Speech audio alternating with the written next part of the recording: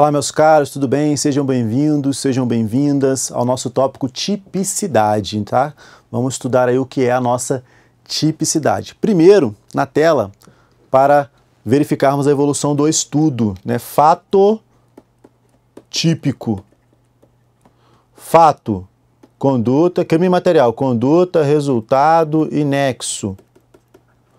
Com tipicidade. Então, estudaremos aqui a tipicidade. O estudo da tipicidade, ele começa em quê? Ele parte de quê? Ele parte da conduta prevista em lei. Então, tem uma conduta com tipicidade. O que é tipicidade? É a conduta com previsão legal.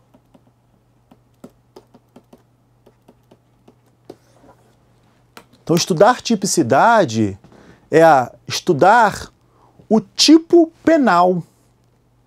O que é o tipo penal? O tipo penal é aquela conduta prevista em lei. O matar alguém, 121, matar alguém. Esse é o tipo penal do homicídio. Subtrair para si ou para outrem coisa alheia móvel. Esse é o tipo penal do furto. Então, estudar tipicidade, ele parte do estudo do tipo penal. Então, o que é o tipo penal? É a conduta prevista em lei. É uma conduta com tipicidade. Então, quando eu falo tipicidade, o primeiro conceito é a previsão legal da conduta criminosa. Então não basta que seja conduta, ela tem que ter tipicidade, ela tem que ter previsão legal. Veremos que esse conceito, no fundo, vai ser tipicidade formal, mas por enquanto a gente aprende como tipicidade. Tudo bem? Estudo da tipicidade. O que é o tipo penal? O tipo penal é o estudo ali do conjunto de elementos elementares do tipo, aquela conduta descrita na lei, o tipo penal. Tipo penal objetivo e tipo penal subjetivo. Tipo penal objetivo é aquela conduta lá escrita, esse é o tipo penal objetivo. Tipo penal subjetivo, essa conduta é praticada com dolo ou com culpa. Essa conduta ali prevista, ela é dolosa ou culposa, esse é o tipo subjetivo e o tipo penal objetivo. Tipo subjetivo, conduta praticada com dolo ou com culpa. Tipo objetivo, a verificação só da conduta. Olhar só a conduta é o tipo objetivo. Tudo bem? Olhar só a conduta é tipo objetivo. Olhar a conduta com dolo e culpa é a tipicidade subjetiva. Então, modernamente, se fala em tipicidade objetiva e tipicidade subjetiva. Tipicidade objetiva, a conduta ali prevista. Tipicidade subjetiva, essa conduta com dolo ou culpa. Tudo bem? Na tela. Só uma palhinha rápida aqui para a gente poder iniciar. Tipicidade objetiva. Olhar essa conduta, o tipo penal previsto em lei. Hoje se fala em tipicidade formal e tipicidade material. Os postulados aí de Roxin, funcionalismo moderado, ele inclui a tipicidade material. Tipicidade objetiva e tipicidade subjetiva. É a conduta praticada com dolo ou culpa aqui na tipicidade subjetiva.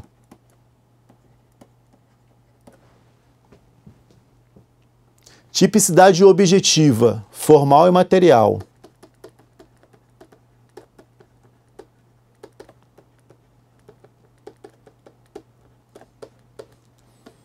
Formal e material.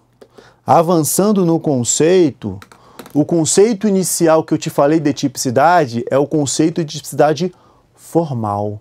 Então, quando o agente pratica uma conduta, para que seja crime, tem que existir tipicidade. Então, A atirou em B. A matou B. Vamos verificar se há tipicidade formal?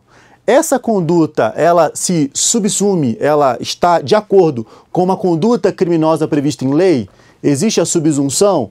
A atirar em B e provocar a morte de B. Será que eu tenho lá uma conduta em abstrato que ocorre uma tipicidade, uma subsunção entre a conduta prevista em lei e a conduta praticada? Sim. Atirar em B e provocar a morte de B é uma conduta que se subsume ao tipo legal matar alguém.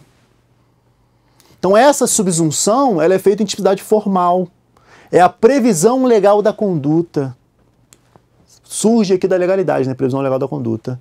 Então, a previsão legal da conduta, quando a gente pratica, o que eu faço? A subsunção. Tipicidade formal.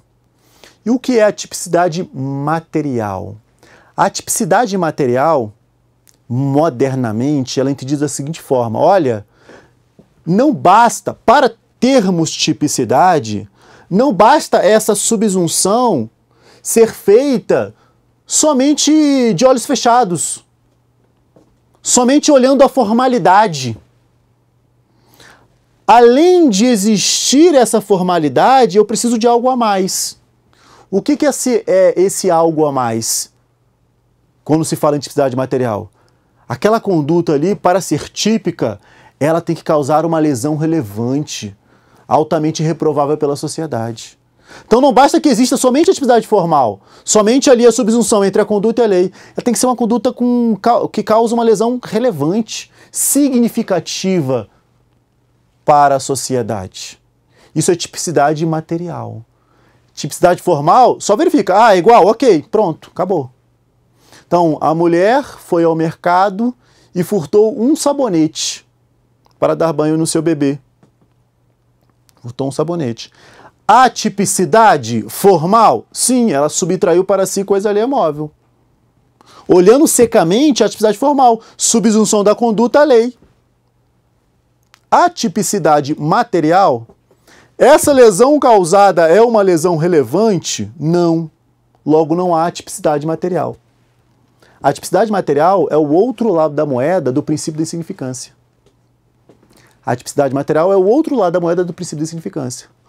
Ou há tipicidade material, ou a lesão é relevante, é significativa, ou eu aplico a insignificância. A lesão é irrelevante, a lesão é insignificante. Então, a tipicidade material e o princípio da insignificância, eles estão em lados opostos da mesma moeda. Primeiro eu verifico se aquela conduta ela está de acordo com uma conduta prevista legalmente. Tipicidade formal. Tipicidade formal. Tem tipicidade formal? Ok. Agora vamos verificar se há tipicidade material. Aquela conduta provoca uma lesão relevante? Sim. Há tipicidade material? Não. Insignificância. Tá? Então, na tela. A tipicidade objetiva material, ela é o outro lado do princípio da insignificância. Logo, o princípio da insignificância, ele exclui o quê? A tipicidade material do delito. O princípio da insignificância, ele exclui a tipicidade material do delito. E a conduta se torna atípica. E a conduta se torna atípica. Ok? A conduta é como se ela não tivesse previsão legal. Ela se torna atípica. Perfeito? Tranquilo? Então, para ser crime, para ter uma conduta típica, não basta a previsão legal. Não basta que aquela conduta tenha uma previsão legal. Aquela conduta tem que causar uma lesão relevante, uma lesão significativa. Tá? Se não causar uma lesão relevante, uma lesão significativa, não há tipicidade material. E para aquela conduta ser típica, ela também tem que ser dotada de dolo ou, no mínimo, culpa, se houver previsão legal do crime culposo. Para que aquela conduta tenha relevância penal, tenha a tipicidade, para que o fato seja típico, né, que estudando o fato típico, para que o fato seja típico, esse fato tem que ser praticado com dolo ou culpa. Então não basta olhar para a conduta e verificar que aquela conduta está igualzinho, está igualzinha. A dirigindo o seu carro à noite com velocidade reduzida e chuva, e a velocidade reduzida. Ele atropela alguém e mata. Esse alguém foi para uma localidade, uma curva bem escura e se joga na frente do carro. Se verificar só a conduta, A, matou o B? Sim. Praticou conduta? Conduta, dirigiu o carro. A conduta dele é dirigir o carro e provocar ali o atropelamento. Então A matou o B, é conduta. Existe nexo de causalidade físico? Sim, existe nexo de causalidade físico. A matou B. Existe resultado morte? Sim, existe resultado morte. Existe tipicidade? Sim, existe previsão, tipicidade formal, né? Existe previsão legal dessa conduta, que é matar alguém. Existe previsão legal dessa conduta, que é matar alguém. Existe tipicidade material? Sim, a lesão foi relevante, altamente significativa, morte. Existe dolo? Não. Existe culpa? Não. Então não há nem dolo nem culpa. A gente não queria matar e também não foi um ato culposo. Não houve uma negligência, uma imprudência ou imperícia da parte dele. Logo, não há tipicidade subjetiva. Não há dolo nem culpa. Se não há dolo nem culpa, não há conduta penal, a conduta atípica. Então o dolo e a culpa você pode olhar ele ne conduta ou ne tipicidade. Mas dá no mesmo no final. Porque quando eu falo que o dolo e a culpa estão dentro da conduta criminal. Se a conduta foi praticada sem dolo e culpa, não há conduta criminal. Não há conduta aqui com relevância penal. É uma conduta atípica. É uma conduta sem tipicidade subjetiva. É um fato humano. Para a imputação objetiva, não há imputação. Porque o agente não criou um risco juridicamente relevante. Eu retiro aqui na imputação. Na hora de imputar, o agente não imputa ele. A imputação objetiva retira isso na imputação. Porque ele não criou um risco, ele não aumentou um risco. Não existe risco no resultado, não há criação de risco praticado por ele. Ok? Então eu tiro na imputação. Ou eu tiro aqui na tipicidade subjetiva. Então, muita gente confunde o seguinte, ó, na tela. A gente fala assim, professor, eu estudo conduta, dolo ou culpa. Eu estudo assim. Conduta, resultado, nexo, e aí tipicidade. Aí lá em tipicidade, você fala assim, ó, existe tipicidade objetiva e tipicidade subjetiva. Dolo e culpa. Não entendo. O dolo e a culpa estão lá na tipicidade ou estão na conduta? Dá no mesmo. Porque a conduta está prevista no tipo penal. Então, para ser crime, a conduta que está prevista no tipo penal tem que ser praticada com dolo. Então, a conduta dolosa, ela vai ter tipicidade subjetiva lá no tipo penal. A conduta culposa somente é crime se existir a tipicidade culposa no tipo penal. Previsão culposa do crime. Porque a regra é o dolo, né? Se não há previsão de culposo, é só doloso. Então, quando eu falo em tipicidade subjetiva, no crime, lá no tipo penal, eu tenho que entender que ali, aquela conduta praticada, ela tem que ser dolosa ou culposa. Então, dá no mesmo. Ok? Aqui é a mesma coisa. A gente está falando da mesma coisa. Eu não estou verificando dolo em momentos distintos. Vou verificar dolo na conduta e vou verificar dolo na tipicidade. Não é isso. Eu verifico na conduta. E essa conduta terá tipicidade subjetiva se tiver dolo ou culpa. Verificaremos, quando estudar culpa, o seguinte, olha, o crime culposo tem que ter uma tipicidade especial. A tipicidade específica de crime culposo. Senão o crime previsto é doloso. Senão ele é doloso. Tudo bem? Tranquilo? Na tela, vamos adiante. Então aprendemos aqui a tipicidade objetiva formal e material e a tipicidade subjetiva. Dolo e culpa. Fases da tipicidade. Aqui, como fases, previsão legal de conduta criminosa. Tá? Previsão legal de conduta criminosa. Subsunção entre a conduta e a lei.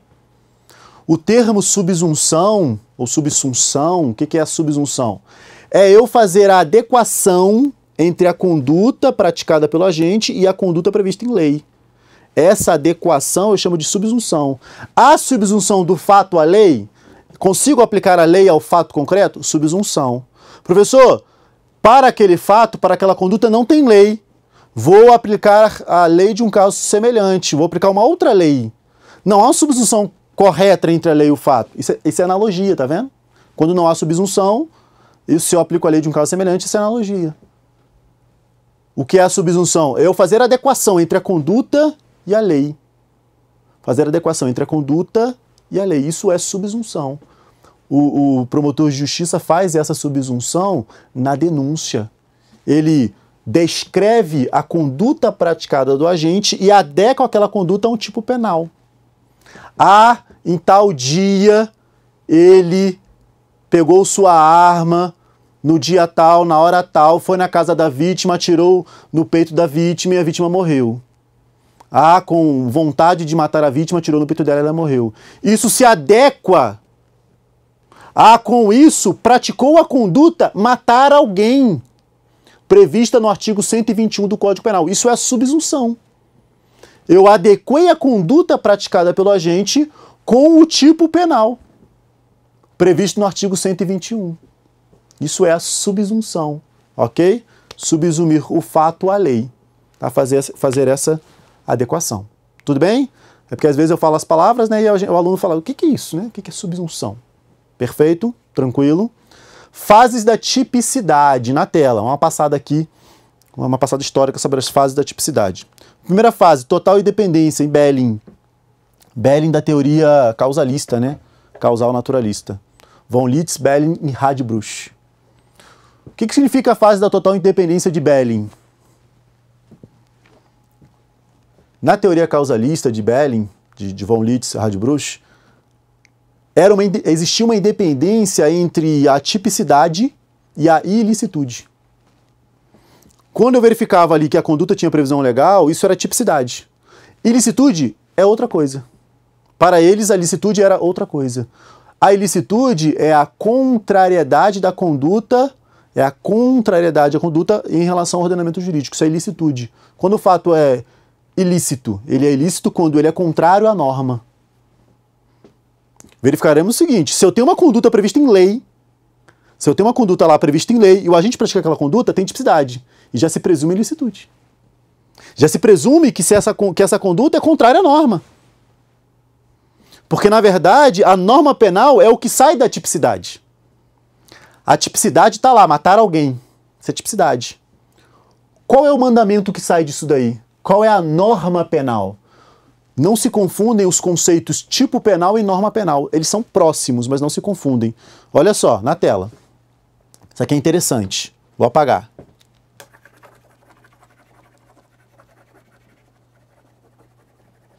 Vários termos aqui que você pode ir aprendendo com o tempo que te ajudam lá na frente, ó. Artigo 121, matar alguém. Vou pegar o exemplo mais simples aqui de todos. Matar alguém. Pena, reclusão, 6 a 20 anos. Ok?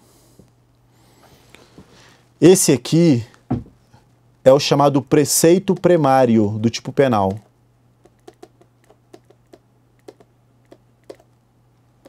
Esse é o preceito primário. Esse aqui é o preceito secundário.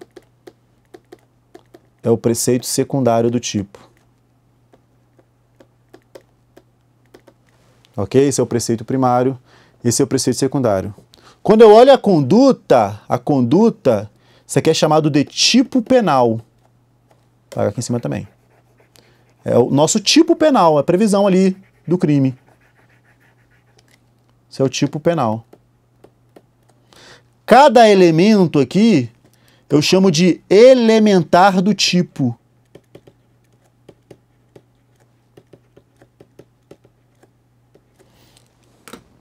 Então cada elemento aqui eu chamo de uma elementar do tipo penal. Então estudar o tipo penal é estudar as elementares. Por exemplo, o matar alguém, eu tenho aqui o verbo, o núcleo do tipo penal, o verbo núcleo do tipo penal. Normalmente estuda-se em autoria, o conceito restritivo clássico, a autoria é aquele que pratica o verbo.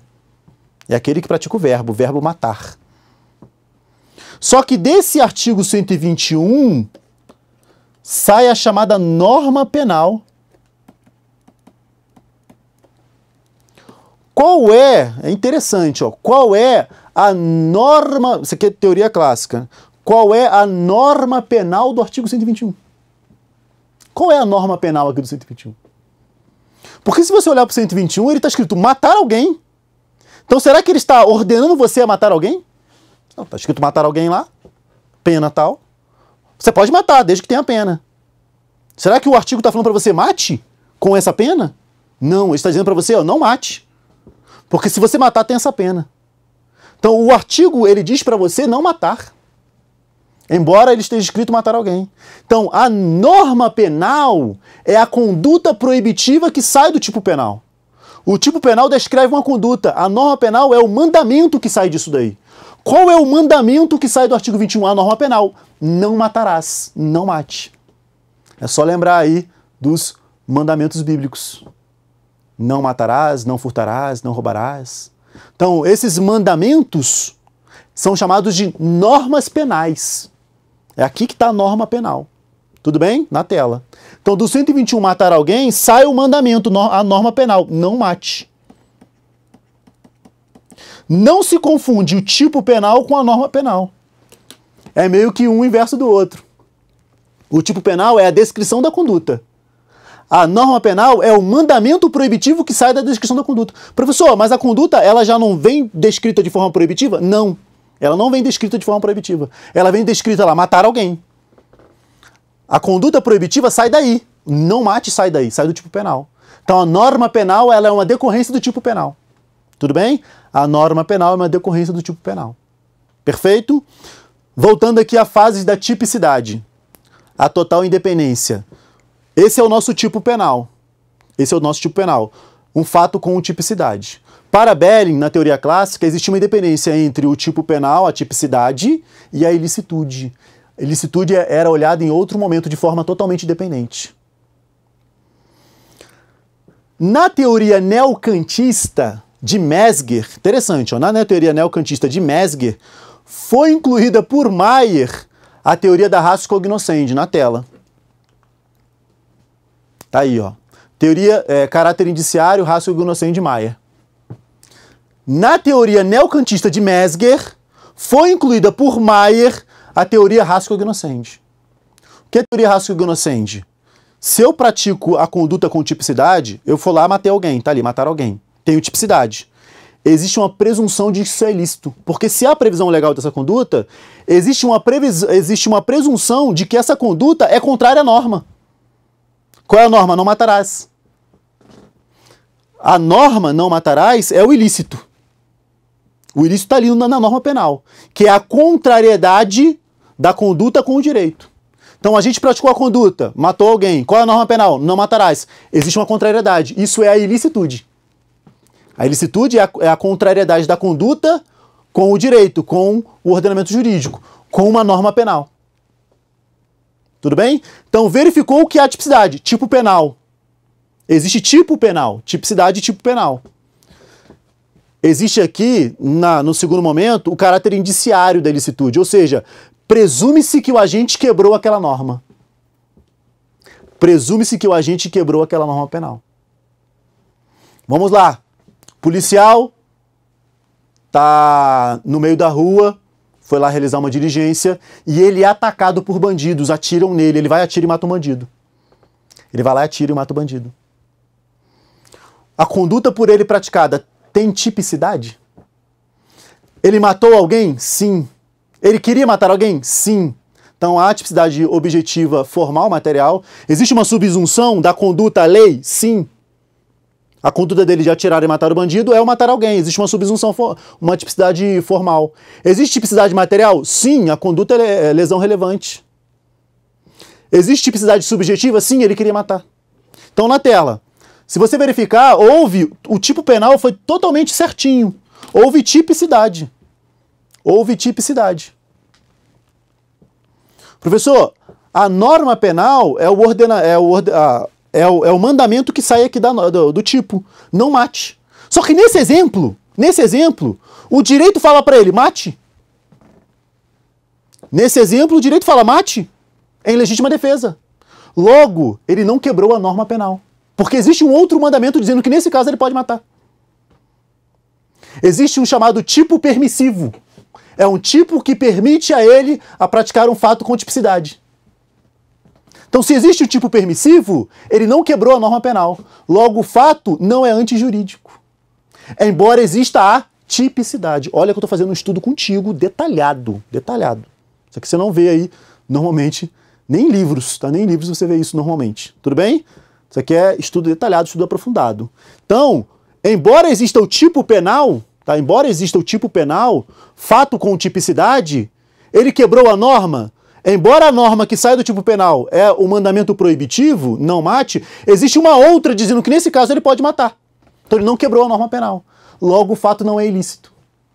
Perceba que no caráter indiciário, se a conduta é praticada, se o fato é típico, presume-se que ele seja ilícito. Tá? Presume-se que ele seja ilícito.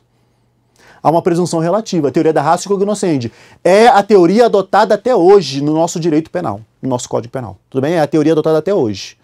Na tela, as fases aqui continuou. Mesger, que é o precursor aí da teoria neocantista, na teoria neocantista foi adotada a ratio cognoscendi de Maia.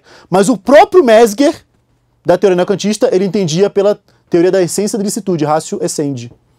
Ele entendia que deveria existir uma junção entre o tipo penal e a norma penal. Ele entendia que a tipicidade era a essência da licitude, elas estavam juntas. Quando eu verificava a norma penal, eu estava verificando a tipicidade. Então, quando eu verificava lá a norma penal, se a conduta era proibida ou não, eu estava verificando a própria tipicidade. Porque tipicidade e licitude se juntavam. E dessa teoria da essência da licitude surgiu a chamada teoria, pode colocar, teoria dos elementos negativos do tipo. Pode colocar na tela. Teoria dos elementos negativos do tipo. É quase que o inverso da teoria da essência da licitude. Então Mesger entendia o seguinte, olha, quando eu verificava a norma penal, se aquela conduta era proibida ou não, se existia norma permissiva ou não, eu estava verificando tipicidade. Então eu trazia a tipicidade para dentro da licitude. Ok? Para a teoria dos elementos negativos do tipo é o contrário. Na teoria dos elementos negativos do tipo, o tipo penal já previa as exclusões de ilicitude. Então o tipo penal ele já teria ali implicitamente o seguinte, ó, matar alguém salvo em legítima defesa. É um elemento negativo do tipo. Então se o agente matou em legítima defesa, existe ali um elemento negativo, dizendo, olha, tem um salvo aqui. Então, se ele praticou em legítima defesa, não existe nem tipicidade. Porque existe ali um elemento negativo do tipo. O tipo penal seria matar alguém salvo em excludente de licitude. Logo, eu trago as excludentes de licitude para dentro do tipo penal. Tudo bem? Essa é a teoria dos elementos negativos do tipo. Trazer as excludentes do tipo, as excludentes de licitude, para dentro do tipo penal. Matar alguém, salvo em legítima defesa, salvo. Então, se a gente praticasse em ilegítima, não teria nem tipo penal. Isso é a teoria dos elementos negativos do tipo. Perfeito? Na tela. Vamos adiante. Esse aprofundamento aqui, ele vai ser extremamente relevante para aprendermos aí o conceito de tipicidade conglobante. Você vai aprender comigo a tipicidade conglobante.